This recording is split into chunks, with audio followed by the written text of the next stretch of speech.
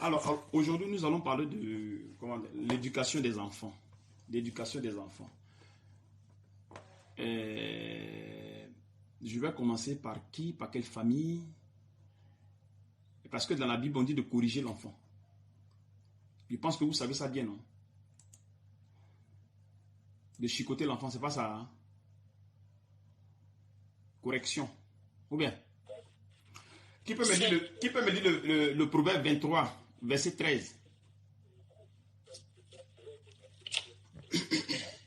Coupez les micros, hein, parce que ça dérange ici. Donc, coupez les micros. Et la personne qui va lire, ouvre son micro pour lire. Que le Seigneur vous bénisse.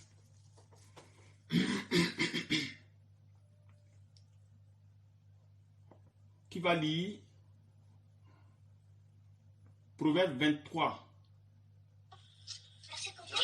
23, 12 à 14, mon fils.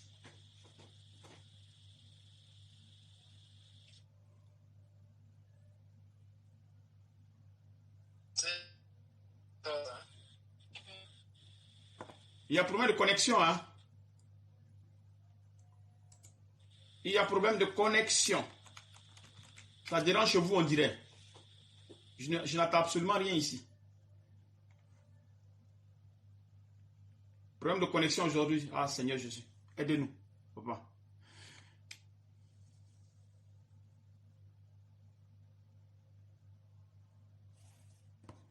On va d'abord prier.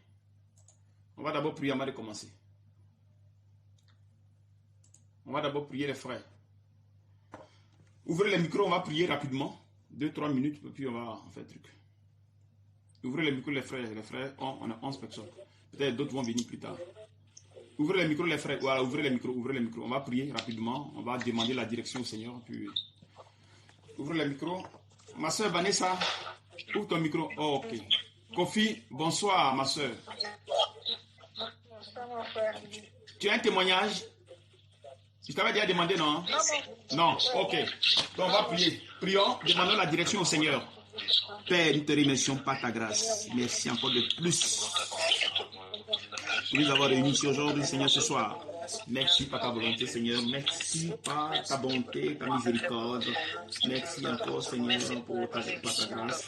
La grâce que tu mets sur nous, Seigneur, afin que nous puissions demeurer dans ta parole, Seigneur, grandir jusqu'à la stature parfaite de Christ. Nous te remercions, Seigneur, de nous diriger selon ton esprit, afin que nous puissions faire des choses comme il se doit, afin que nous puissions enseigner comme tu veux, pour construire la foi de tes enfants, Seigneur. Que toute la gloire te revienne au nom puissant du Seigneur Jésus-Christ de Nazareth. Conduis-nous, que ton esprit nous conduise jusqu'à ce que nous puissions. Par ta grâce, au nom puissant de ton Amen. Amen. Amen. Amen. Amen. Amen. Amen. Amen. Vous savez que les Saintes Écritures, les serviteurs, c'est-à-dire que vous pouvez dire ça, comment les trucs fonctionnent. Alors, le Seigneur nous fait des appels, il nous fait appel. Et chacun a une mesure de foi. Et à partir de la mesure de foi, on enseigne. Donc, un peut enseigner de manière superficielle et l'autre peut approfondir. Mais l'autre qui enseigne de manière superficielle n'est pas dans l'erreur. C'est pas qu'il est dans l'erreur, non. Mais c'est la mesure de foi que Dieu lui a donnée et en fonction de ça, il enseigne. Je ne sais pas, vous comprenez un peu. Donc, si vous attendez des choses ici et ailleurs, un autre frère n'enseigne pas la même chose, ne dites pas que le frère est en erreur. Non, ne faites pas ça. Le frère n'est pas en erreur. Mais seulement que Dieu ne lui a pas donné la profondeur de Saintes Écritures. Il faudrait que ça en soit clair là-dessus. Parce qu'il y a des choses qui t'enseignent ici, qu'il y a d'autres frères ici ensemble qui n'enseignent pas les sessions. Si Dieu ne te donne pas cette possibilité d'enseigner, tu ne peux pas le faire. Donc, je ne peux pas faire comme l'autre, l'autre ne peut pas faire comme moi. C'est selon la mesure de foi qu'on reçoit du Seigneur, c'est à partir de là que nous enseignons. Ce n'est pas parce que moi j'enseigne de manière profonde ou bien de manière superficielle que l'autre est dans l'erreur. Non, ce n'est pas ça. Qu'on fasse beaucoup attention, non? Ces gens de jugement-là, il ne faudrait pas que voilà, faudrait pas que ça reste entre nous, quoi. Parce qu'on est conduit par le Seigneur. Tu ne peux pas faire au-delà de ta force. Non, non, non. Si tu veux, ben, il va te ramener. Si tu veux enseigner comme l'autre, tu dis non. Toi, tu enseignes comme ça. Point. Ça s'arrête là. Donc, il faudrait que ça soit clair dans notre esprit. Parce qu'il y a des choses j'enseigne que d'autres n'enseignent pas. Donc, si tu n'es pas prêt pour saisir ces choses, Dieu ne veut même pas te faire saisir ça, ces choses-là. Parce que, comment ça fonctionne? Plus vous êtes enseigné de manière profonde, plus vous êtes purifié. C'est-à-dire que votre lumière, comment dirais-je, illumine plus. Les enseignements sont comme ça. Plus nous allons en profondeur des Saintes Écritures, plus l'onction est plus en nous. Je ne sais pas si vous me saisissez un peu. Hein. Vous savez que le chrétien même là, quand il passe quelque part, par rapport à l'onction qui est en lui, il peut même guérir tout un quartier. Vous le savez. Il peut même guérir tout un quartier. Il peut même donner travail à tout un quartier. Parce qu'il est là. Raison pour laquelle, quand vous comprenez les saints, quand le Seigneur vous appelle, quand vous recevez son appel, vous allez voir que vos enfants, vos maris qui dérangeaient, tout ça, ils vont commencer à se stabiliser, vont commencer à se tourner vers Dieu. Le comportement va commencer à changer. Mais là, ce sont des personnes qui marchent par la foi. Par la foi, je dis bien. Parce que lui qui marche par la foi, il cherche la face du Seigneur. Donc, tout le désordre là, le péché là, il cherche à enlever ce péché en lui. Donc, cette grâce que Dieu lui donne, il propulse cette grâce vers, sur son mari, sur ses enfants. Donc, s'il y a les enfants qui sont malades, il y a les enfants qui dérangent, tout ça, les enfants commencent à changer. C'est-à-dire qu'un miracle au fait. Mais là, ce sont des personnes qui vivent par la foi. Je ne sais pas s'il me fait comprendre. Hein. Il faut qu'on soit clair dans ces choses-là. Il ne faudrait pas qu'il y ait une concurrence en disant que lui, non. Enlevez ces trucs-là dans l'esprit. Parce que si vous n'êtes pas prêt, si le Seigneur n'a pas préparé ces choses en vous pour comprendre ce que je dis, vous ne pouvez pas les comprendre. Même si vous les comprenez, la parole ne peut pas être manifeste en vous. Parce que la parole doit s'accomplir en vous. Et si elle doit s'accomplir en vous, c'est qu'en vous, Dieu a déjà préparé ces choses qui sont à l'intérieur de vous. Donc, toutefois que l'enseignement est donné, ça touche votre être et ça transforme votre personne. C'est pas qu'on fabrique, on ne fabrique pas. C'est des choses que Dieu a préparées d'avance. Donc, vous allez voir qu'il y a des gens qui vont venir ici spécialement pour ça parce que eux, Dieu a préparé cela en eux. On ne vient pas ici parce qu'on vient ici. Non, on vient ici parce que ça a été préparé en toi. Donc, si soit quelque chose est préparé en toi qu'on doit éliminer à l'intérieur de ta personne avec l'écriture de manière profonde, tu vas quelque part, tu vas quitter. C'est-à-dire que comment dirais-je, ton être va commencer à chercher la parole juste. Est-ce que vous me saisissez? La parole juste, ton être va chercher la parole juste. Dès que l'être trouve la parole juste, net, allez, il reste tranquille. Donc comment dirais-je, nous enseignons selon la mesure de la foi que Dieu nous donne. Alors, si vous n'avez pas saisi, vous me dites, puis on continue. Je vous explique, ou bien on continue. Que le Seigneur vous bénisse et qu'il vous fortifie. Alors là, mon fils, il faut lire Proverbe 23, 12. Jusqu'à 14. Bonjour à tous, bonsoir. Bonsoir mon frère Franck. Que la paix et la grâce du Seigneur soient avec toi mon frère. Amen. Merci beaucoup à vous tous. Amen. Amen mon frère. Amen. Ok mon fils, faut lire. Proverbe 23, 12 à 14. Un instant, quelqu'un peut écrire ça dans le truc. Attends un instant qu'on prépare ici.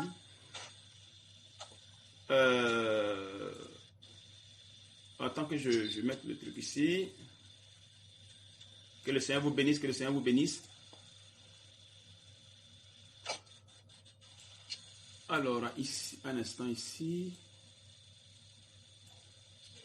Un instant ici, quoi.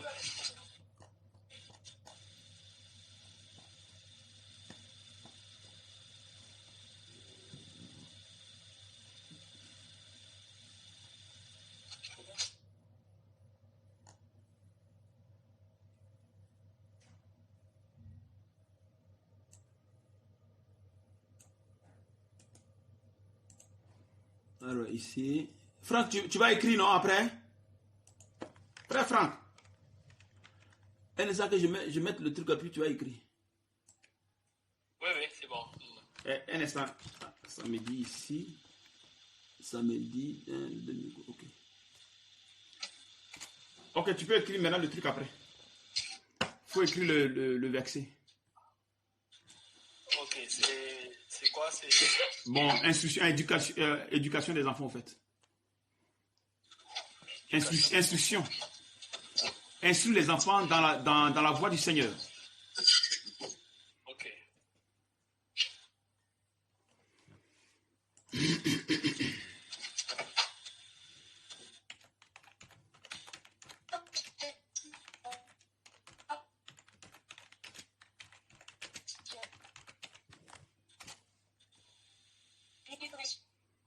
Mais il y a problème de connexion, hein. Mon fils. On ne t'attend pas ici. Il y a un problème. Chez vous, là-bas, il y a un problème de connexion. Franck, tu peux lire. Il y a un problème de connexion chez vous. Ça nazie un peu. Ok, c'est quoi encore? Le passage, c'est Proverbe 23. Proverbe 23. 12 à 14. Hé, Franck, pardon, allume ton truc que j'ai coupé, pardon, s'il te plaît, je me suis trompé. Allume ton micro.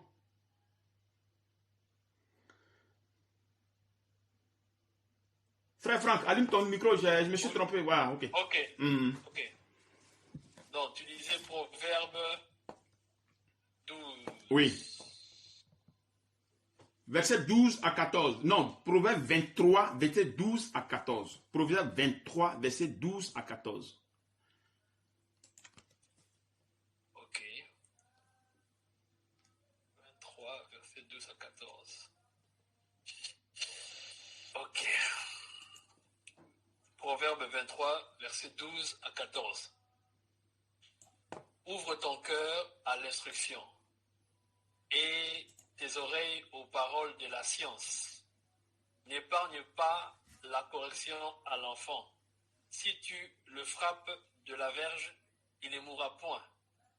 En le frappant de la verge, tu délivres son âme du séjour de mort. Amen. Amen. Vous avez compris quelque chose?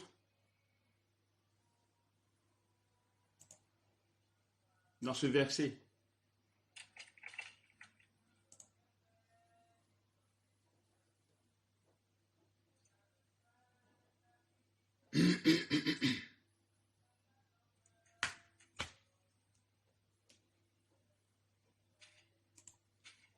Vous devez comprendre une chose. Hein.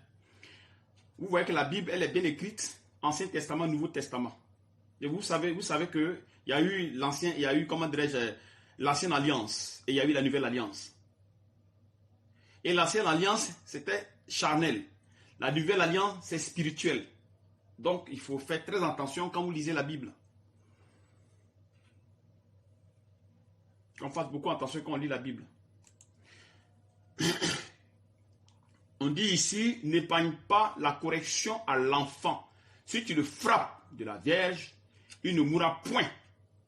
En le frappant de la Vierge, tu délivres son âme du séjour des morts. Bon, on voit ce que les enfants ici, on va leur demander comment ils font les enfants, comment ils éduquent les enfants. Ma soeur Solange, tes enfants, comment tu les éduques? Tu les frappes? Maman Solange, tu es là, hein?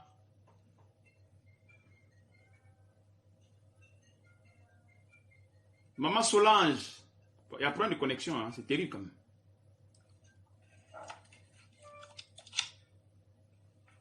Allô? Là, ils sont connectés, mais je ne crois pas. Il y a problème de connexion chez eux. Bon, je vais passer à la maman Sentinelle. Vous qui avez tout le monde les enfants, mais ceux que je connais. Tes enfants, comment tu les éduques? Tu les frappes? Comment ça se passe quand l'enfant est en erreur? Comment tu fais, maman? Shalom. Shalom à tous. Quand mon enfant est en erreur, je fais asseoir. Je lui informe ses fautes. Voilà, s'il le reconnaît et qu'il s'excuse, voilà, je lui pardonne. Mais s'il répète, il ne comprend pas, je prends la ceinture, je lui donne la fessée. Tu passes à la chicotte. Avant, oui, je prends la ceinture ou bien j'ai une forme de bâton en plastique là que je tape souvent. Avant, je puniais souvent, je disais, bon, tu n'as pas de goûter, ou bien tu n'as pas, voilà, tu n'as pas peut-être que j'ai prévu. Et j'ai vu que c'était un peu la rigolade. Oui. Et après, je suis passée par la chicotte. Parce que j'ai vu la parole de Dieu qui m'a dit qu'on doit corriger les enfants. On ne doit pas les laisser comme ça quand ils font des fautes. Et je me suis attelée à ça. Et c'est ce que je fais à la maison. Amen.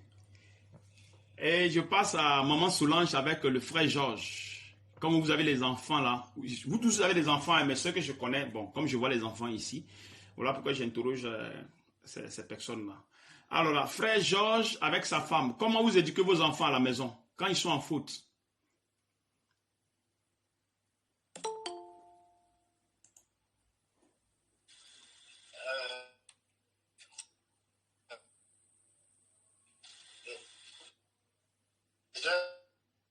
Par rapport à l'éducation des enfants, oui. Par rapport à l'éducation des enfants, nous avons appris aux enfants déjà à se confier au Seigneur. Oui.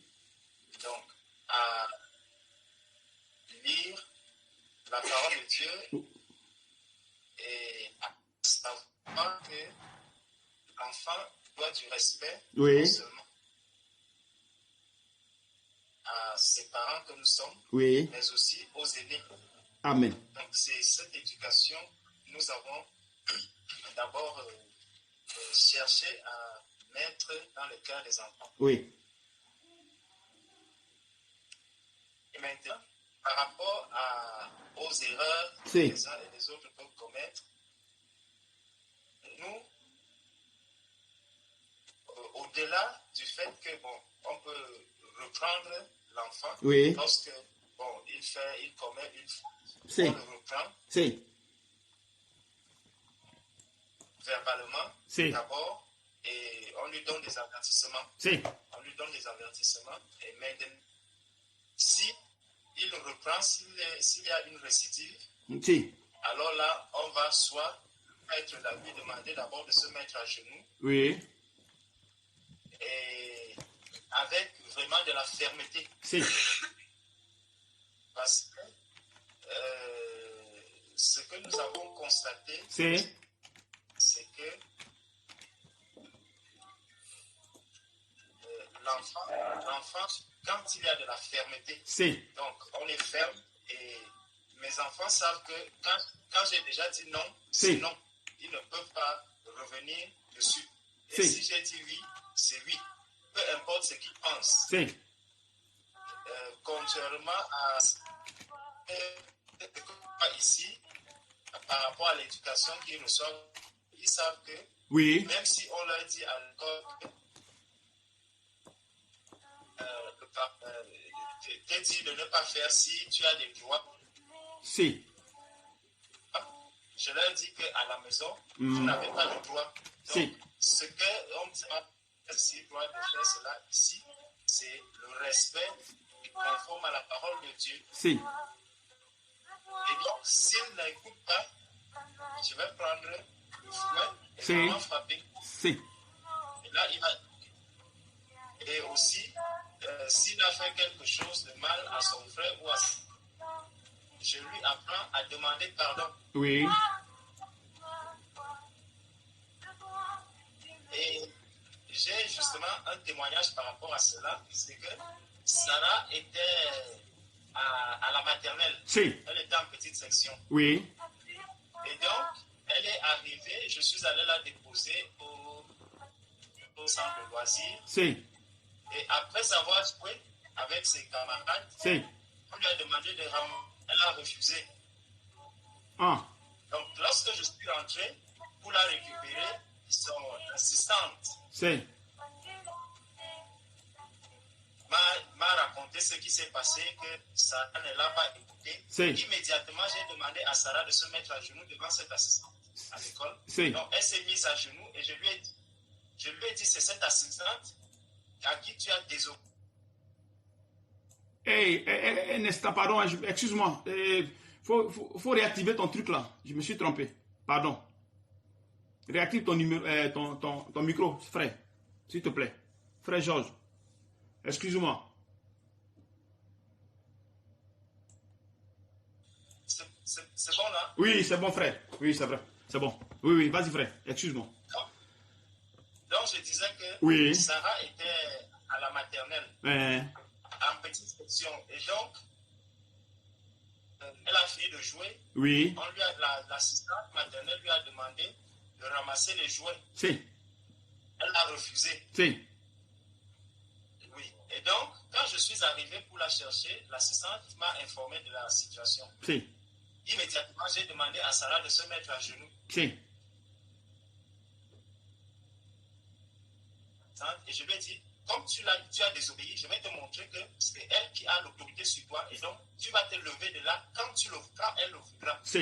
Et dès que tu vas ranger tous les jouets, que même si ce n'est pas toi qui les as mis en désordre, tu vas ramasser tous les jouets qui sont là-bas. Amen.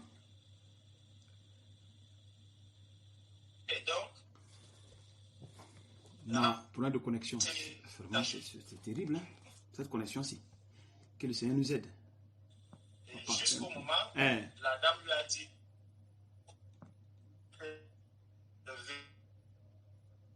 tu peux te lever maintenant. Allô? Ah oui, je suis là, mais la connexion dérange, mon Seigneur Jésus. Vas-y frère, mais ça dérange un peu, mais bon, on fait avec. Vas-y frère. Quand l'assistante a demandé à Sarah de se lever, j'ai demandé à Sarah maintenant d'aller ranger les jouets des enfants que les enfants ont mis en désordre. Oui. Dans le sac. Elle est partie, elle a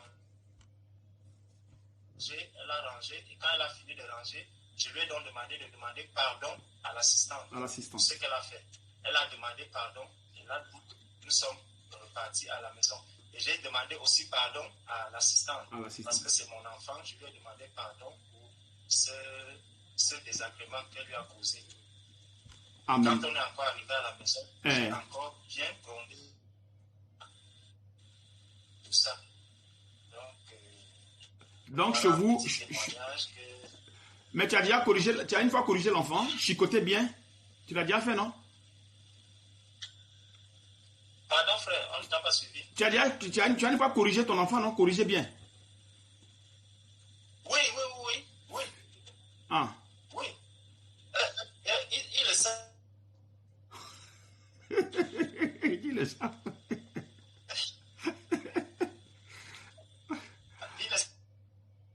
Oh, on a plein de connexions aujourd'hui, hein. Vraiment, c'est terrible, ça. Vraiment.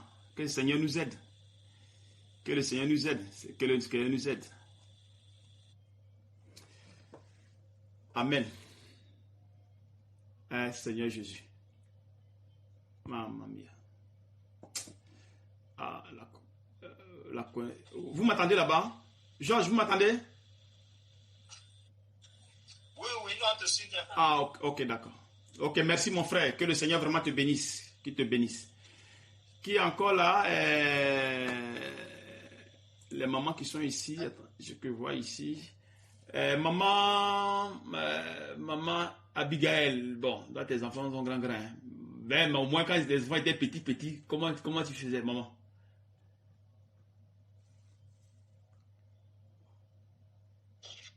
Ah, c'était très compliqué. Dieu a fait ce qu'il avait à faire. Il m'a donné quelques inspirations. Comme j'étais toute seule, il n'y avait pas de papa à la maison. Oui. Donc, c'était pas facile. C'était pas du tout facile. Il y avait l'une qui était de caractère très doux. Et la deuxième qui était vraiment de caractère très fort. Mais bon, je faisais ce que je pouvais à la maison. Des fois, je prenais quand je donnais les instructions, on n'écoutait pas. Surtout la deuxième, elle a reçu beaucoup de fessées. Et parce que dans ces choses-là, il y a deux choses, il y a beaucoup de choses en fait. Si. L'instruction de la maison et ce qu'on ramasse aussi dans la rue de l'école, à la sortie de l'école. Si. Ce qui se passe dans la cour de création. Si. Voilà, qui vient influencer l'éducation de la maison. Si. Le Seigneur m'avait donné cette inspiration. On faisait la réunion de famille, si. les 15 jours. Voilà, la réunion de famille. Et dans cette réunion de famille, j'étais l'enfant et c'est eux qui étaient des parents. Si. Voilà, pour les valoriser, il y avait la secrétaire, un coup c'est une qui est secrétaire, l'autre est président de séance. Vraiment, je les valorisais comme ça pour pouvoir soutirer beaucoup d'informations, des choses, les mettre en confiance, pour me donner beaucoup d'informations de la route, de la récréation, de l'intérieur de l'école, ainsi de suite. Ça a marché beaucoup. Si. Donc, elle se confiait à moi parce que je disais, bon, voilà, samedi prochain, il y a la réunion, vous organisez comme vous voulez, vous faites à manger, vous faites des repas, c'est vous qui organisez. Si vous voyez, vous deux, vous organisez. Moi, je ne m'aime pas. Moi, vous me dites là, quand est-ce qu'il y aura la réunion, l'heure et tout ça. Si.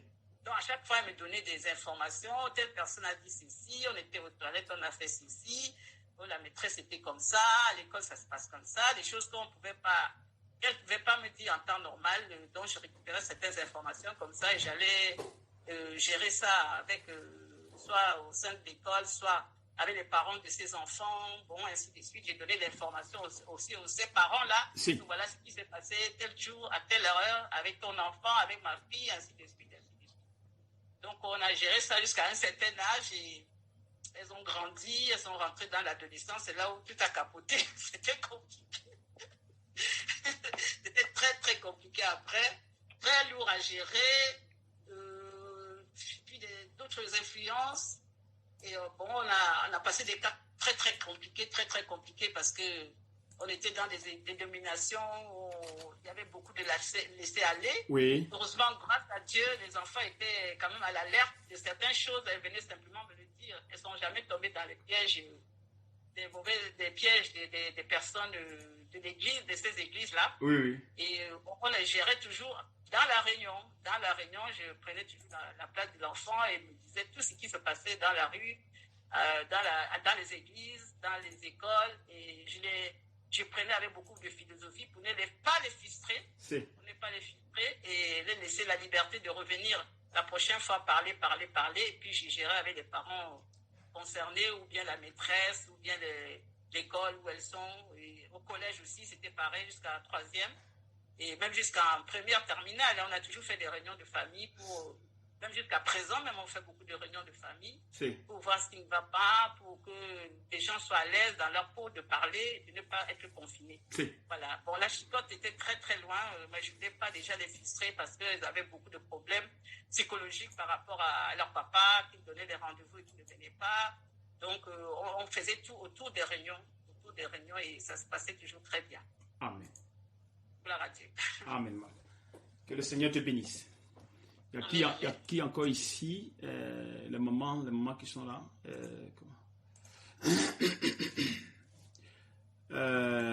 Bon, je pense que... Et le frère Franck, tu as quelque chose à dire? Oui. Oui, frère. Comment tu éduques tes enfants? Bon, déjà, concernant la discipline, je donne toujours à mes enfants, comment on appelle ça, trois avertissements en fait. Si. Le premier avertissement, je ne chicote pas. Si. Le deuxième avertissement, je ne chicote pas. Oui. Le troisième, je ne chicote pas. Oui. Mais le quatrième, je ne parle même pas, je chicote. Tu bombardes. Voilà, je chicote. Il ne parle même pas. Le premier et le deuxième et le troisième, je leur conseille. Je leur donne des conseils, mais aussi par rapport aux écritures et tout. Si. Voilà. Deux fois, je gueule, je hausse la voix et tout. Voilà. Mais quand ils dépassent le troisième niveau, si. C'est la chicote. C'est la chicote. Avant là, c'est la chicote. Maintenant, lorsque la tension passe, je l'appelle en fait. J'appelle ma fille ou bien j'appelle mon petit garçon. Je lui pose la question, je lui dis pourquoi, tu sais pourquoi je t'ai tapé? Lui-même, puisqu'il a eu 3 avertissements, lui-même, il me dit papa, je fais de bêtises. Je fais ça, je fais ça, je fais ça, je fais ça. Je dis, est-ce que c'est bien ce que tu as fait? Est-ce que c'est bien ce que tu as fait? Donc, tu vois que je t'ai tapé avec raison. Même Dieu fait la même chose. Je lui dis ça souvent que Dieu aussi fait la même chose avec nous. Dieu te donne le premier avertissement, deuxième avertissement, troisième avertissement. Si tu continues dans ton délire, il te chicote. Et c'est comme ça que je traite souvent mes enfants sur le plan de la discipline. Maintenant, quand ils sont calmes et tout, je les télécharge des louanges, je les télécharge des histoires bibliques en dessin animé, et je veille à ce que ça soit biblique. Je veille vraiment à ce que ça soit biblique. Et c'est comme ça que j'ai même chez moi, j'ai supprimé les câbles. J'ai supprimé Canal Horizon, j'ai tout supprimé. La télé est nue comme ça. La télé est vide. Et c'est moi qui j'ai des clés USB. J'ai des clés USB pour des vidéos, pour des documentaires, pour les enfants et tout. Et quand ils rentrent de l'école, je leur mets ça. Et ça tourne en boucle. Ça tourne en boucle. Et des fois, ils s'endorment devant la télé quand ils ont regardé leur... après, voilà. Donc, au fur et à mesure, c'est ça. Donc, je veille vraiment à ceux qui ne regardent pas du n'importe quoi. Je m'aime avec la collaboration de leur maman. On les évite vraiment, on évite de les amener chez mon beau-frère ou chez des tantes, des trucs comme ça, parce que là-bas, ils passent toute leur journée de fois à regarder des novelas, des séries vraiment où on embrasse à tout moment et tout, vraiment pas bien. Alors, on limite un peu leur sortie. Des fois, bon, ça les embête un peu parce que ils se sentent un peu confinés dans l'appartement. Bon, moi, je fais un effort de les amener chaque week-end un peu au parc, au zoo et tout, donc pour qu'ils sortent un peu. Mais vraiment, je suis strict dans tout ce qu'ils regardent. Je veille à ce qu'ils regardent et tout. Donc voilà pourquoi on a même supprimé les tablettes. Les tablettes pour enfants, on a supprimé ça. Tout ce qui peut les amener à aller fouiner sur Internet, on a supprimé. Amen. Voilà. Donc maintenant, je dis à la maman que nous, on fait ce qu'on peut faire. On fait ce qu'on fait. On fait notre rôle. Comme ça, quand ils auront 18 ans, quand ils vont atteindre l'adolescence, ils pourront au moins avoir une base de réflexion, des enseignements qui vont les aider à faire des choix quand ils vont atteindre l'adolescence. Voilà. Là, nous, on va déjà laver nos mains, on aura fait ce qu'on a à faire, et le reste, c'est Dieu qui fait, quoi. Amen. Voilà, c'est ça. Déjà, ça porte ses fruits, parce que déjà, ma fille, même quand on marche, elle me dit, papa, celle-là, elle est mal habillée. Elle est mal habillée. Cette fille, elle est vraiment mal habillée, parce que je lui ai appris comment une femme doit s'habiller. Amen. Des fois, bon, ça crée un peu de tension avec madame, parce que madame veut que ma fille soit dans la mode. Et moi, je suis strict. Des fois, elle porte des trucs, des jeans collants, là, des collants et tout. Je dis non, enlève ça, va me mettre une jupe. Une jupe qui couvre toutes tes jambes, là. Voilà. Donc, c'est ça, en fait, comment ça se passe ici chez moi. Amen. Que le Seigneur vous bénisse, qu'il vous fortifie. Bon, on va un peu s'arrêter là, parce que si on veut interroger tout le monde, ça sera un peu... On va un peu avancer dans le temps. Alors, on va relire le verset Proverbe 23. Verset 12, 13, jusqu'à 14. Je pense que vous y êtes. Ouvre ton cœur à l'instruction et tes oreilles aux paroles de la science. N'épargne pas la correction à l'enfant. Si tu le frappes de la Vierge, il ne mourra point. En le frappant de la Verge, tu délivres son âme du séjour des morts. Alors, c'est à partir de ce verset-là, vous corrigez les enfants. Ben, quand nous rentrons en profondeur de cette, de ce passage, est-ce que en corrigeant l'enfant, vous sauvez l'enfant du séjour des morts, effectivement? Est-ce que vous sauvez l'enfant? Parce que c'est écrit. Tu délivres son âme du séjour des morts. Séjour des morts, c'est l'enfer. Mais est-ce qu'en frappant l'enfant, vous le délivrez des séjours des morts? Est-ce qu'en frappant l'enfant?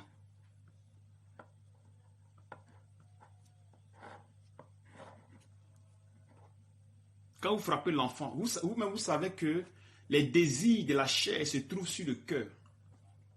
Et ce sont des désirs-là qui se manifestent dans l'enfant. Mais quand tu vas frapper l'enfant, est-ce que tu penses que tu peux changer le comportement de l'enfant? Bien vrai que c'est écrit ici. Mais on dit séjour des morts. Parce que pour changer un enfant, ce n'est pas une question de physique, frapper l'enfant, non. C'est bien vrai que c'est écrit. Hein? Mais est-ce que quand tu chicotes un enfant, tu peux lui enlever ce désir-là dans le cœur?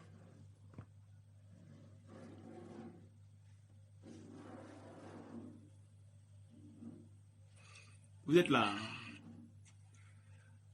Oui, on est là. Oui. Est-ce que vous pouvez... Est-ce qu'on peut comment dirais-je, délivrer quelqu'un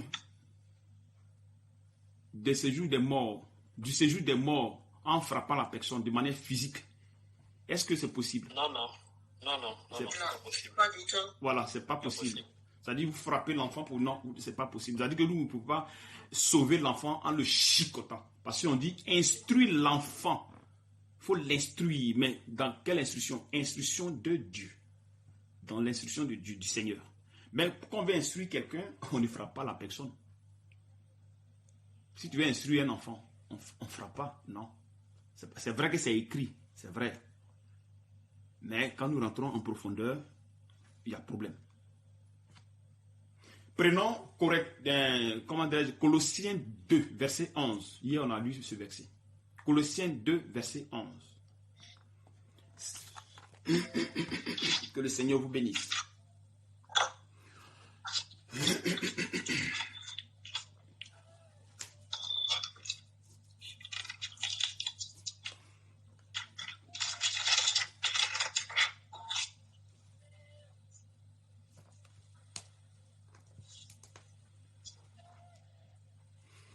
Qui peut lire? Tu m'excuses mon frère. Sentinelle, ton fils peut lire parce que l'autre côté il y a un peu de truc. Ton fils il est là? Il est au salon. Ah, il est au salon, il n'est pas là. Donc on va retourner chez le frère Georges. Frère Georges, il faut demander à tes enfants de lire, s'il te plaît.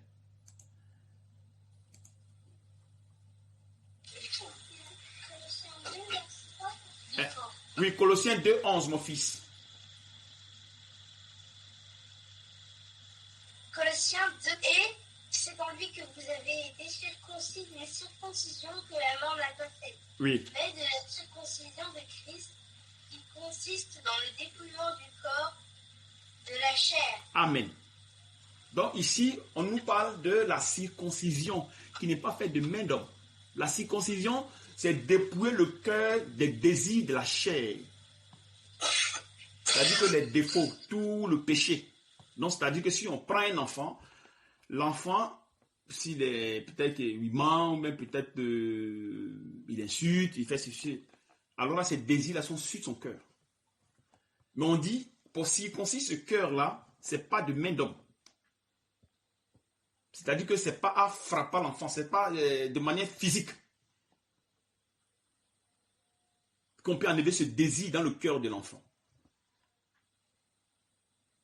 Mais de Christ, c'est-à-dire de l'esprit. Donc c'est l'esprit qui circoncit le cœur de l'enfant, afin que l'enfant soit correct. Donc si tu frappes l'enfant, l'enfant peut-être va rester tranquille, mais le désir est dans son cœur. Tu vas le frapper, il va avoir peur de papa. C'est-à-dire que tu le frappes, il va avoir peur et à la fin, il peut mentir. Donc il y a certains désirs qui peuvent entrer en lui.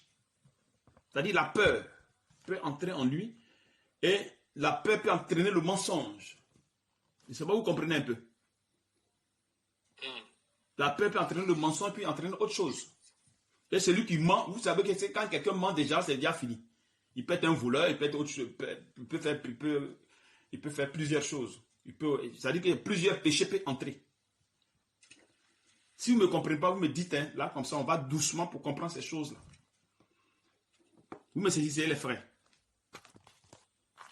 Oui, oui. Alors, donc, quand nous disons Colossiens 2:11, que la circoncision, là, ce n'est pas des mains d'homme. Mais c'est l'esprit qui circoncit le cœur. Et nous savons que c'est à partir du cœur que nous dérangeons. C'est à partir du cœur qu'il y a tous les désirs. Donc, frapper un enfant, ce n'est pas la solution.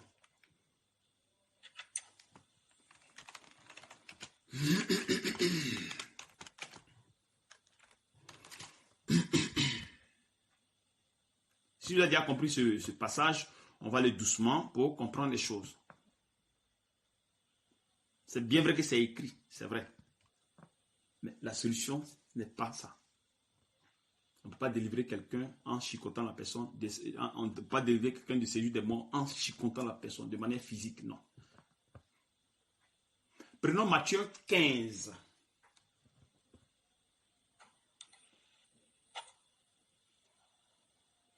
Que le Seigneur vous bénisse, les frères. Amen. Amen.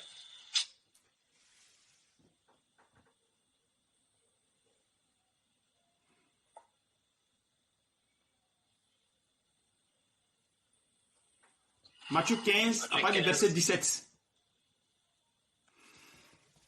On ne peut pas lire tous les versets parce que ça va nous prendre assez de temps. On va lire seulement l'essentiel. Celui qui veut mieux comprendre, bon, il peut même lire même après. Matthieu 15, 17 à 19.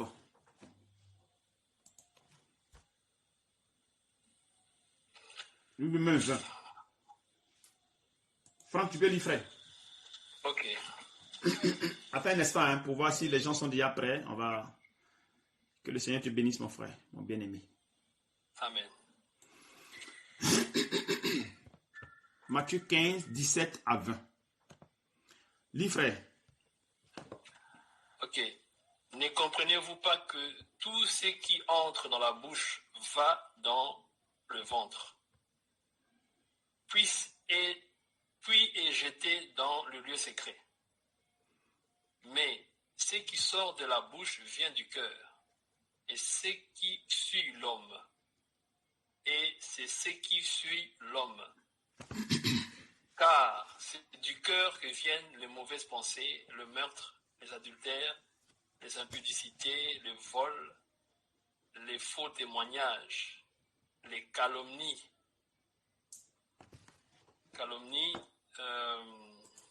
Voilà les choses qui souillent l'homme.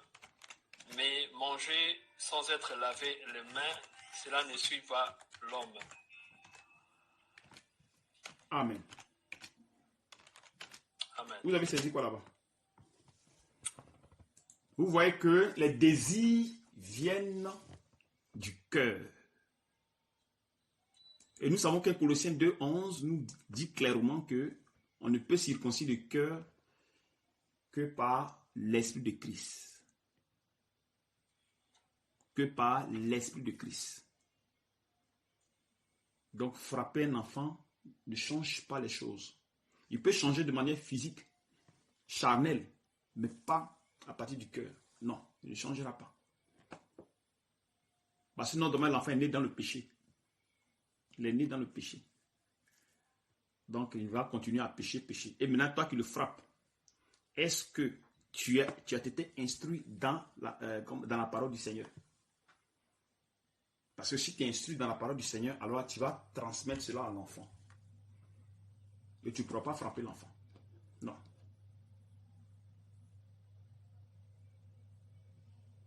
Parce qu'en frapper l'enfant, ça ne change pas.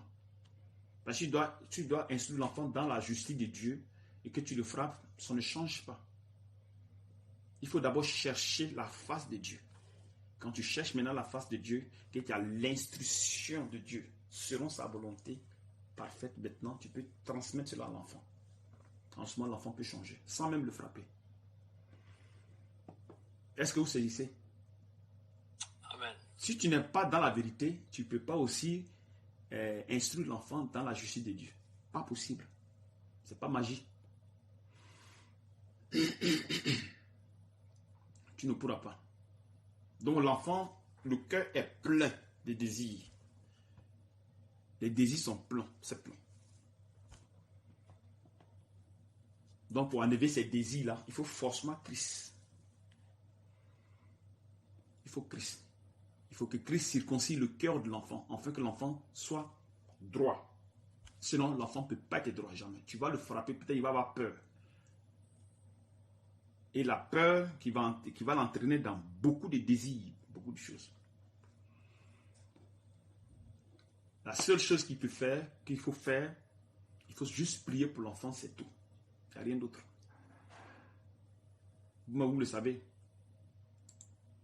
Il faut juste prier pour l'enfant. Et tu confies l'enfant au Seigneur.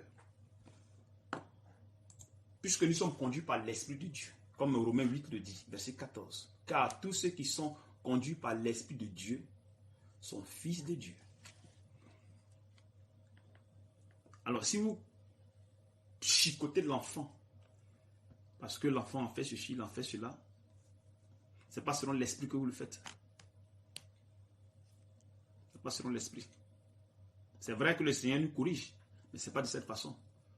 Quand il nous corrige, il faudrait qu'on soit d'abord dans le corps. Quand on entre maintenant dans le corps, maintenant ça, dans le corps maintenant, allez, il fait les choses. Il peut te corriger parce que tu n'arrives pas à suivre ses commandements. Ou il peut te châtier dans le sens où ce n'est pas parce que tu déranges, mais pour voir l'état de ton cœur, si vraiment ton cœur tient à lui. Comme il a fait à Job. Mais Job n'était pas dans l'erreur, mais il a châtié quand même. Tu vois. Maintenant, de l'autre côté, comme quand nous disons 1 Corinthiens 5, vous allez voir là-bas, le gars qui a cherché la femme de son papa, le gars qui cherchait les femmes et autres. Ces gens-là, ils peuvent te châtier.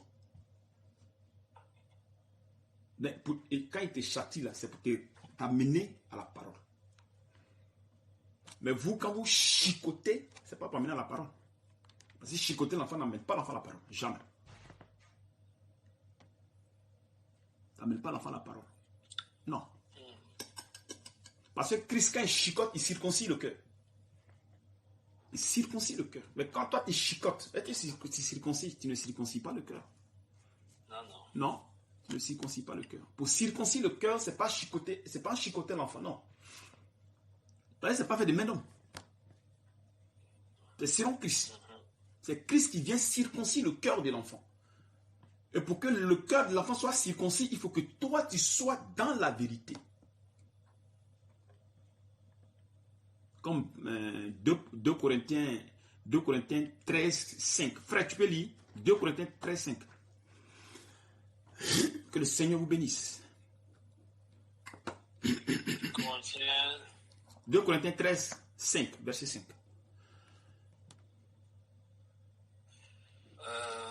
Attends d'abord un instant que les choses reviennent. Un instant que...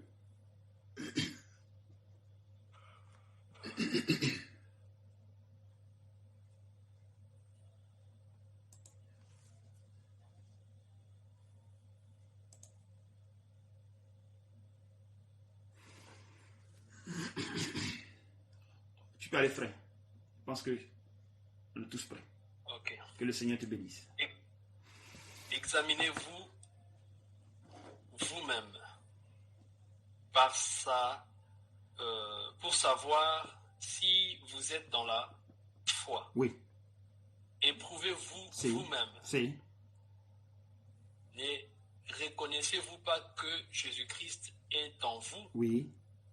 À moins peut-être que vous ne soyez réprouvé. Amen. Donc là, il faut d'abord t'examiner si tu es dans la foi. Étant maintenant dans la foi maintenant, il faut maintenant voir si Christ est en toi. Parce que c'est lui qui circoncie le cœur. Donc quand tu commences à connaître Christ, tu crois en Christ, il te donne la vie éternelle, il vient sceller ton âme. par le Saint-Esprit, par son esprit, qui entre en toi pour former en toi la justice de Dieu.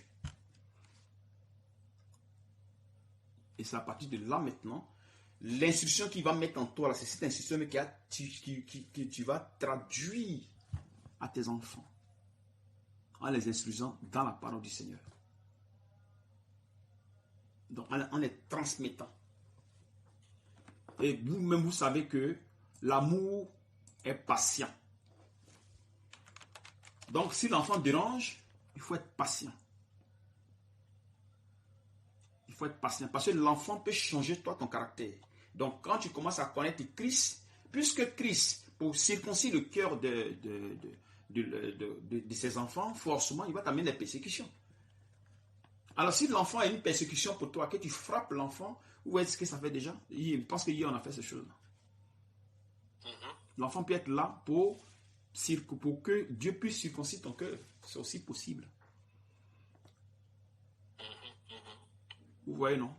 Donc, s'il y a la colère en toi, s'il n'y a pas la patience en toi, alors là, Dieu va susciter, à travers cet enfant, des actes, afin que l'enfant arrive à corriger ton cœur. Amen. Amen. Est-ce que vous suivez un peu, frère? Amen, amen, amen. Vous voyez un peu, non? Amen. Donc, Dieu peut susciter ces choses. L'enfant va déranger. Après, un moment donné, Dieu demandera, bon, on peut délivrer l'enfant. Il n'y a pas de problème. Amen, c'est lui qui fait les choses. Ce n'est pas quelqu'un d'autre. C'est lui qui gère. Donc, si tu as confiance en lui, tu lui confies tout, tranquillement, sans problème. Amen. Parce qu'on est dirigé par son esprit. Puisqu'on ne peut plus faire les choses physiquement, dès qu'on nous entrons dans le corps de Christ, on est dans sa main, tranquille. Il dit, vous ne vous appartenez plus. Vous appartenez à quelqu'un qui? Christ. Bon, quand on était dans le monde, on appartenait à qui? Au péché. Donc on pouvait chicoter l'enfant, regardant le verset biblique, paf, paf, paf, paf. Mais quand tu chicotes, paf, paf, paf, paf, là, toi-même là, est-ce que tu étais dans la vérité? Non. Donc tu pouvais chicoter l'enfant, éduquer l'enfant de manière charnelle et non spirituelle. Parce que éduquer l'enfant de manière spirituelle, c'est toute autre chose. Il faut d'abord être dans la vérité. C'est quand tu es dans la vérité maintenant, la grâce que Dieu te donne, ça se déverse sur les enfants. Et tu verras que les enfants vont commencer à changer. Toi-même, tu seras étonné. Parce que les enfants vont connaître Dieu. Vous êtes là, hein? Amen. Prenez 1 Corinthiens 7. Amen, amen.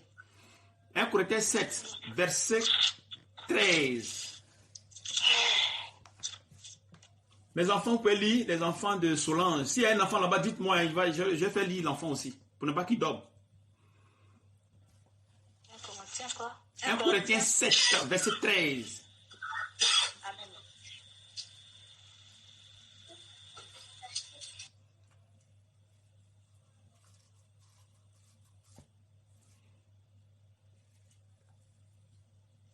Que le Seigneur vous bénisse, qu'il vous fortifie. Et si une femme Oui, a un mari oui. qui consent à habiter avec elle, qu'elle ne repudie point son mari. Oui. Car le mari, verset 14. Car le mari non-croyant est sanctifié par la femme, Oui. et la femme non-croyante est sanctifiée par le frère, autre serait impur tandis que maintenant ils sont saints. Si le non-croyant se sépare, qui se sépare, le frère ou la sœur ne sont pas liés, dans ce cas-là, Dieu nous a appelés à vivre en paix. Amen. Car Amen. Merci. Merci. Ici, c'est écrit, car le mari non-croyant est sanctifié par la femme.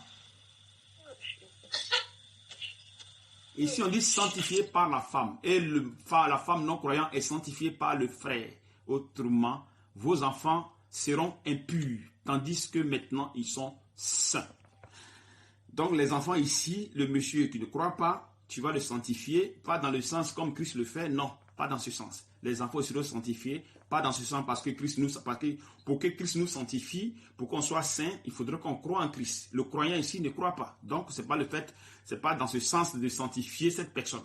Mais cette personne va connaître Dieu, va changer de comportement. Les enfants vont changer, ils vont se tourner vers Dieu. C'est tout ce que ça veut dire. Voilà. Amen. Amen. Donc, quand vous êtes dans une famille, que le salut vient, passe par quelqu'un, soit la femme qui croit, passe par la femme, alors ça va toucher le mari et ça va toucher les enfants. Mais là, dans la vérité, pas que tu crois en Jésus, il te donne la vie éternelle et c'est fini. Non, là, ça ne marche pas. Ça ne marche pas. Ça ne marche pas. Il faudrait que tu vives dans la sanctification. C'est-à-dire que dans la vérité. Et c'est cette vérité qui va illuminer la famille. Est-ce que vous comprenez? Donc maintenant, si vos enfants dérangent, font du n'importe quoi, toi seulement, tu es dans la prière. Point. Amen.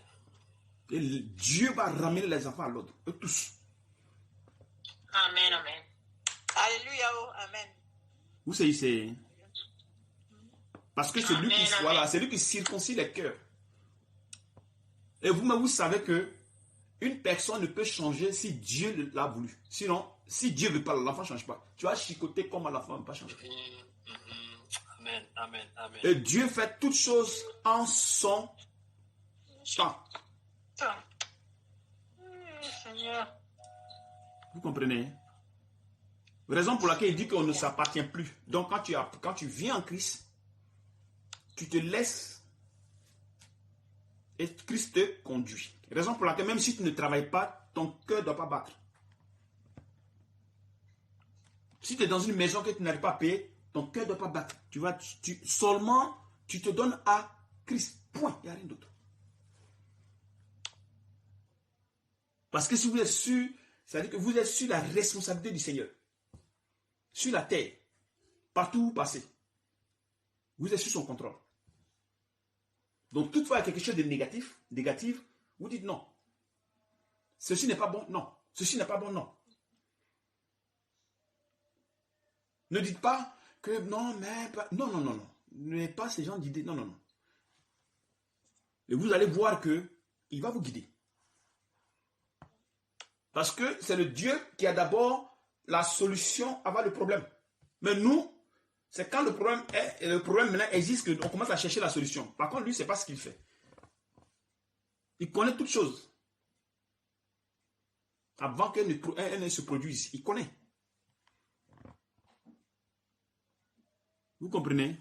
Donc, chicoter l'enfant, ce n'est pas la solution. Non. C'est vrai que c'est écrit, mais il fallait que ce soit expliqué.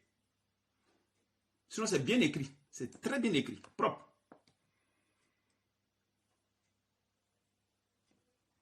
Mais seulement qu'il faut circoncire le cœur à partir du Saint-Esprit. Donc, pour que le Saint-Esprit arrive à t'aider, il faudrait que toi, tu sois dans la vérité. Quand tu es maintenant dans la vérité, maintenant, le Seigneur, maintenant, tu viens maintenant, comment dire, au secours. Il veut maintenant t'aider.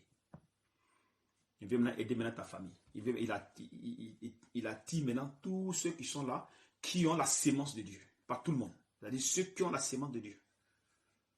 Ceux qui ont la sémence de Dieu qui vont être sauvés. Il les attire vers lui. Vous allez voir un moment que le mari va commencer à changer, les enfants vont commencer à changer, ils vont commencer à comment dirais-je, être gentils, machin. C'est le Seigneur, c'est le Saint-Esprit qui le fait. Jusqu'à ce qu'ils viennent à la parole.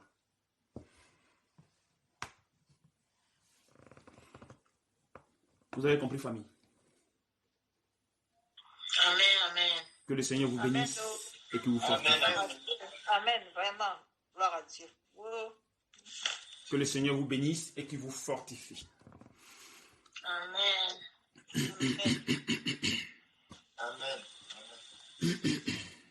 Ok. Je pense qu'aujourd'hui, on a fini. On a fini. S'il y a des questions, s'il y a des questions à poser, je vous attends. S'il n'y a pas de questions, on va passer au chant. Et au chant, on va prier pour se délivrer de tous ces désirs là qui nous fatiguent. Amen, amen, frère. Pourquoi les choses ne marchent pas? Pourquoi les choses avec l'éducation des enfants, ça ne marche pas? Parce qu'on ne s'y prend pas de la bonne manière. Si. Et je pense que ce que tu viens d'enseigner est vraiment quelque chose qui... Tu remarqueras même, je pense que quand je regarde tout le monde ici, ça a un peu secoué tout le monde ici. Hein? Si. Ça a secoué un peu les mamans, les familles, parce que c'est quelque chose qu'on ne voyait pas de cette manière-là. Si. Et aujourd'hui, je commence à comprendre pourquoi, à force de frapper, d'insister, l'enfant ne change pas. L'enfant, au contraire, l'enfant s'endurcit. Oui. L'enfant s'endurcit. Et mon petit, même quand je l'ai vu grandir, il était doux, mais au fur et à mesure, il s'endurcit. On frappe, mais il s'endurcit. J'ai dit non, non, non. Et quand tu viens d'enseigner comme ça, je me suis dit, ah, voilà le problème. Voilà le problème. Maintenant, moi, avec cet enseignement, Dieu me délivre, Dieu me montre comment je dois maintenant m'y prendre. Amen. Tu vois. Et je pense que l'obéissance à l'instruction est la meilleure des choses. Amen. Maintenant, en face de moi, j'ai ma partenaire qui ne voit pas les choses de la même manière. Si. Tu vois. Donc, ce qui fait que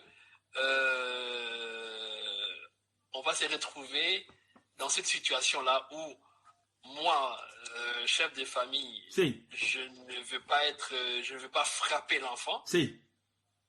Mais de l'autre côté, ma partenaire va frapper l'enfant. Si. Tu vois. Et je sais que quand bien même, comme il y a différentes doctrines, Si. quand bien même tu expliques à la personne comment on doit s'y prendre avec l'enfant, mais la personne ne va pas l'intégrer comme ça. Si. Et là aussi, je comprends aussi que même si la partenaire ne comprend pas, c'est aussi parce que Dieu l'a permis ainsi. Si. Amen. Voilà. Donc, c'est pour que moi, je sois patient, non seulement envers mes enfants, Si. mais aussi envers mon épouse. Tu vois. Amen. Mais c'est vrai que, comme tu expliques comme ça, c'est vrai que maintenant, ça va quand même me faire très mal quand je vois ma partenaire frapper l'enfant. Je t'avoue que ça va vraiment m'embêter beaucoup. Si, mais l'enfant, tu sais, l'enfant va pas mourir, non? Tu sais ça? Hein?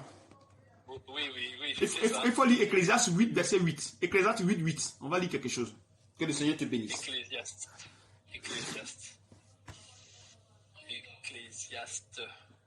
Voilà. Ecclésiaste 8, hein? Un instant, hein, que les gens soient prêts. Un instant, mon frère. Que le Seigneur te bénisse. Oui, tu as dit Ecclésiaste 8? Oui, 8. Ecclésiaste 8, 8.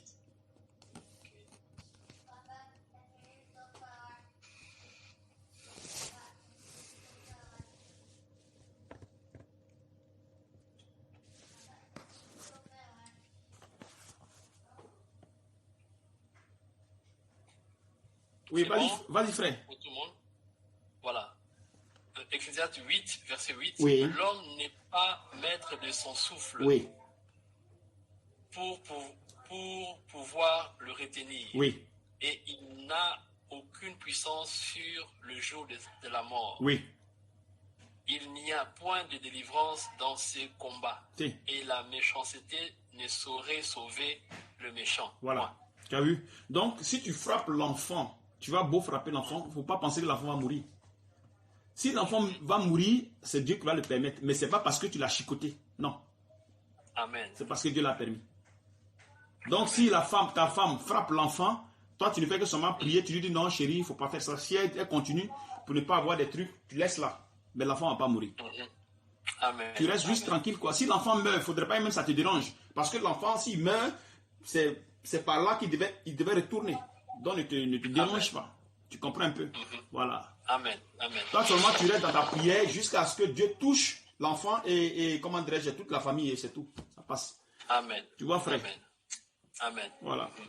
Donc, ne vous inquiétez pas. Shalom, frère. Shalom, ma soeur. Sandrine, tu t'es dehors? Frère, je voulais dire quelque... Non, je suis là, je veux dire quelque chose. Il y a quelque chose qui me monte un peu dans le cœur. Un instant. Donc, vous voyez un peu, non? Donc, en frappant l'enfant va pas mourir. L'enfant ne meurt pas. Amen. Si Amen. Dieu ne veut pas prendre l'enfant, c'est pas parce que tu as frappé l'enfant à mourir. Non, c'est pas ça. C'est parce que Dieu a pris l'enfant, c'est tout. Et Dieu voile. C'est-à-dire, si tu frappes l'enfant meurt. C'est pas parce que tu as frappé l'enfant est mort. Non. C'est parce que le temps de l'enfant est arrivé, il doit quitter la scène.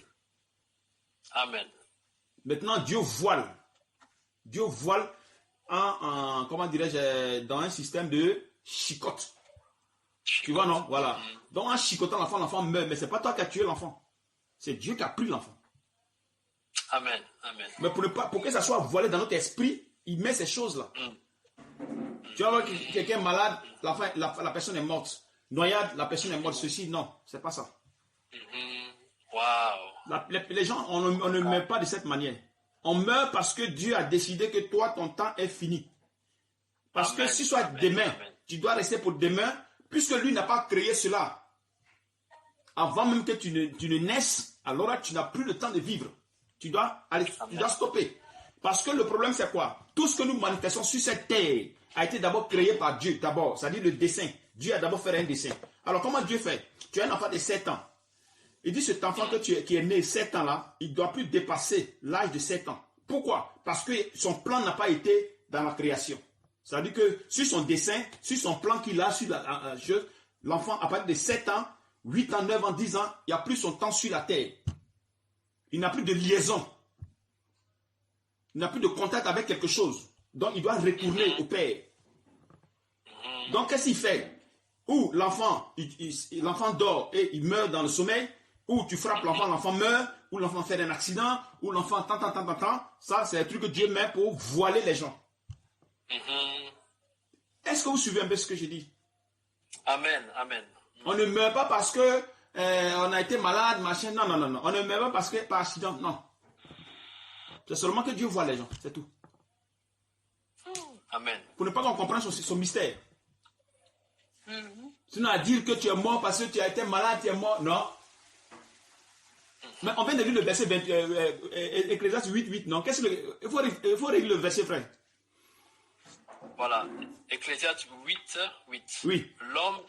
L'homme n'est pas maître de son souffle pour pouvoir le retenir. Si. Et il n'a aucune puissance sur les jours de la mort. Amen. Donc vous voyez ça, il n'a aucune puissance. Il n'a aucune puissance. Il n'y a point de délivrance dans ce combat. Vous voyez, et la méchanceté ne saurait sauver le méchant. Voilà, il n'a aucune puissance sur sa mort.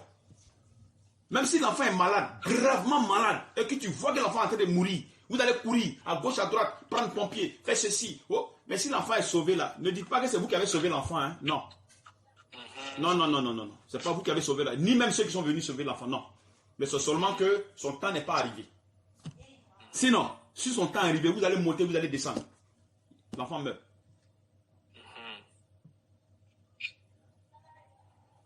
Vous suivez un peu. Amen. Que le Seigneur vous bénisse. Ma soeur Sandrine, tu dis? Oui, frère, c'est juste pour un petit témoignage. Oui. Vraiment remercier Dieu parce que ce matin, en fait, je voulais mettre ce sujet dans le groupe de la sainteté des femmes. Parce que déjà, je n'ai jamais élevé un enfant. Oui. Je n'ai jamais élevé un enfant. Mon premier fils, ce sont les parents qui ont gardé. Oui. Et ma petite fille, là, vraiment, j'ai demandé vraiment à Dieu de venir m'aider à garder ma petite fille. Amen. Puisque je l'ai depuis 2 mois. Si. Aujourd'hui, elle a 1 an. Donc, voilà, elle a un tic. Qui m'empêche souvent de dormir au milieu de la nuit. Donc, voilà, quand je tape sur l'enfant, une fois je pousse, je fais rien. Elle revient toujours. C'est pourquoi par rapport au sujet que vous avez dit, parce que le matin, je voulais mettre ce sujet-là avec les femmes, s'ils pouvaient vraiment me dire comment faire pour éduquer l'enfant. Amen.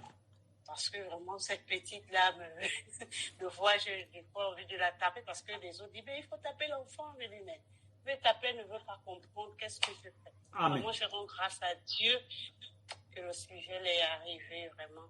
Donc, ton enfant dérange maintenant selon toi, selon l'enseignement qui a été donné. Selon l'enseignement qui a été donné, l'enfant qui te dérange, c'est par rapport à quoi, selon toi? Elle a un tic. Si, mais c'est ce que je suis en train de dire là. Le tic est là pour quoi maintenant?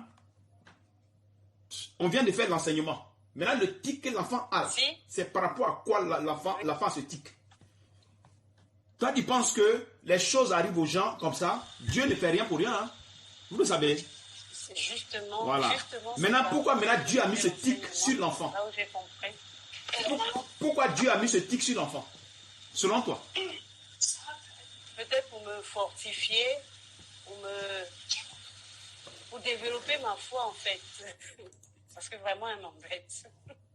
Tu as vu, non? Donc, il ne faudrait pas que tu prennes ce truc-là pour tic, mais pour épreuve.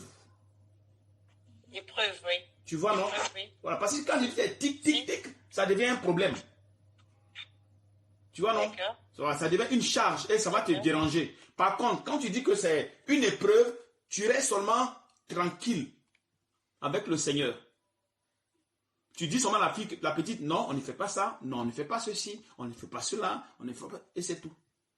Jusqu'à ce que ton cœur se transforme. Parce que si tu as la colère, ça va commencer à transformer ta colère. Amen, amen. Tu vois, non? Donc Dieu, qu'est-ce qu'il fait? Puisque tu es seul, il faudrait que tu changes. Mais si tu as la colère, tu as peut-être quelque chose qui doit changer en toi. Toi, tu penses que tu vas rester là comme ça. Non, non, il faudrait que Dieu mette quelque chose sur l'enfant, afin que l'enfant booste ta foi. Maintenant, si tu dis à l'enfant que tu le tires, non, tu ne dois pas faire ça. Tu tires l'enfant, non. Pou, pou, pou. Non, non, non, tu ne dois pas faire ça. Mais à ce moment, ta foi là, c'est comment? Il faut que ta foi change. Il faut que ton cœur change. Amen. Donc, même si tu frappes l'enfant, Dieu va endurcir le cœur de l'enfant. Tu vas chicoter l'enfant. Dieu va endurcir encore le cœur de l'enfant. C'est ça, je vois. Amen, amen. Donc, tout ce que tu vas faire seulement, tu es seulement dans la main du Seigneur jusqu'à ce que l'enfant change. Parce que l'enfant ne peut pas changer parce qu'il faut changer. C'est Dieu qui change les enfants. Tout ceci se trouve dans le cœur. Tu t'as tapé haut. Tu n'as pas tapé haut. Ça ne va pas changer. Parce que ça est dans le cœur. Amen. La seule personne qui change le cœur, qui circoncise le cœur, c'est Christ. Amen. C'est pas que toi t'apprends, je suis comme tu as l'enfant changer. Jamais, ça n'existe pas. Non. Tu vas peut-être éduquer l'enfant de manière charnelle. Mais l'enfant sort là, il devient bandit. Bon bandit même. Ah, va manger. Que le Seigneur vous bénisse, qu'il vous fortifie. Frère Yves, oui. Franchement, je comprends maintenant qu'à chaque fois, ça je ne comprenais pas, mais quand on écoute cet enseignement, parce que à chaque fois quand je frappais l'enfant, 2 minutes après, mon cœur est attristé. Et vraiment attristé. Je ne comprenais pas. Je dis, et j'étais culpabilisé. Des fois même, j'entends même qu'il finisse de pleurer. Et je l'appelle, non, pardonne-moi. Mais à quel moment le cœur est attristé? C'est à quel moment? C'est maintenant dans la foi là ou bien à quel moment? Depuis que je suis entré dans la sainte doctrine. Hein, oui. Voilà, depuis que je suis entré dans la sainte doctrine, mais je ne comprenais pas en fait pourquoi à chaque fois, des fois quand je tape même mon petit, comme tu dis, Dieu a endurci le cœur, Dieu l'a endurci. Oui, mais c'est lui qui a endurci. Il n'arrive même plus à sentir la douleur. Il me regarde comme ça. Il me regarde comme ça. Et moi, j'insiste, je tape, il me regarde encore. Des fois, il me regarde. Et après, mon cœur est attristé. Après, je dis, non, il y a quelque chose qui ne va pas là. Il y a quelque chose qui ne va pas. Et après, quand je me calme, je l'appelle, je dis, excuse-moi, je t'ai frappé fort, hein, j'étais trop fort. Voilà, excuse-moi. Et c'est comme ça. Mais là, quand tu expliques ici, je comprends beaucoup de choses. Vraiment, les choses commencent à être illuminées dans mon esprit, à comprendre beaucoup de choses qui ne marchaient pas. Amen. Que le Seigneur vous bénisse, qui vous fortifie. Tu as fini, frère? Tu as fini? Oui, je finis. Amen. Il y a quelqu'un ici qui peut poser une question ou bien qui n'a pas compris quelque chose, mais ça va. Non, frère, j'aimerais intervenir. Maman Solange, oui. Ouais, par rapport à l'éducation des enfants. Oui. Parce que moi également, j'ai rencontré des difficultés, et d'ailleurs, j'en rencontre toujours. Oui. Avec l'éducation de Franck. Quand il est né, il avait aussi un tic. Si. Ouais, il allait de tic à tic, en fait. Si. Il a commencé à sucer la langue. Si. Après, ça m'énervait, je dormais, je l'entendais. Si. Ça me mettait mal. Si. Et papa grondait, moi je grondais, je n'étais pas, je lui parlais, je lui disais je ne peux plus voir ci, je ne peux plus voir ça. Ensuite, il zozotait. Si. Mais c'était pas possible. Pour l'entendre parler, c'était compliqué, c'était difficile. Si. Mais, bizarrement, il n'a pas fait la crèche comme Annie. Oui. Il est arrivé en petite section. Si. Il est parti. Et il est parti du zotage à ce... Il se grattait le doigt. Si. Il s'est mis à gratter au point de former une grosse bosse. Si. Il est parti de là à autre chose. Il y a toujours quelque chose qu'il va faire pour, je ne sais pas, pour t'énerver. Si. Donc, j'étais énervée et je n'en pouvais plus. Un jour, après l'avoir chicoté, Oui. après l'avoir bien chicoté, Oui.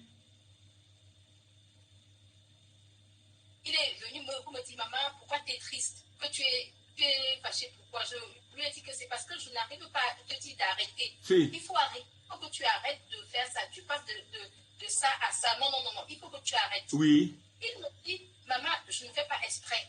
Waouh. Vraiment, ça m'a touché. Je dis, donc tu ne fais pas exprès? Depuis que je te parle là, tu n'écoutes pas. Il m'a dit, non, maman, je ne fais pas exprès. Et j'ai compris que c'était plus fort que lui. Amen.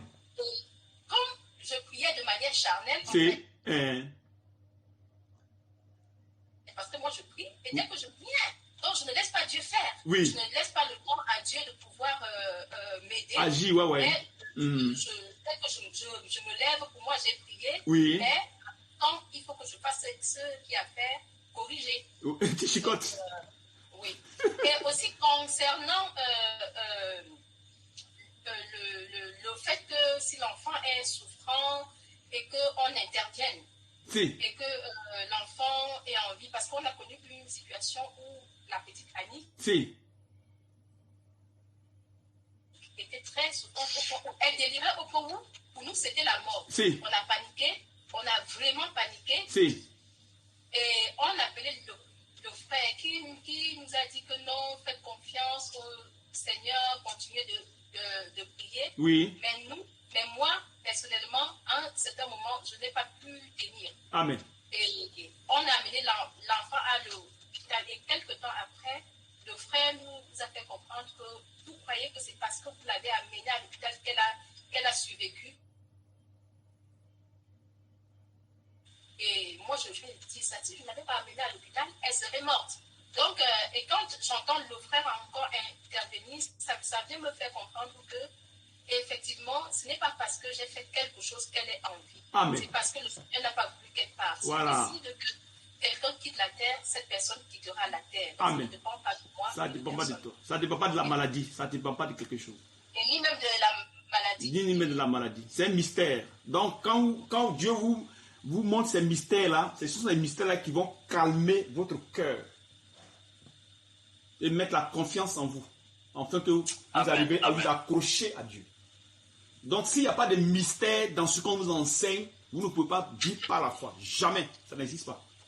Parce que vivre par la foi, c'est laisser tout et s'accrocher à Dieu. Mais pour t'accrocher à Dieu, il faudrait qu'on t'enseigne les mystères.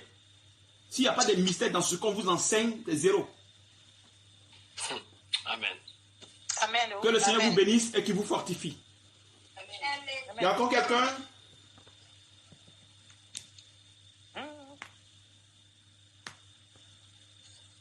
Bon, on va aller prendre un petit café et on revient.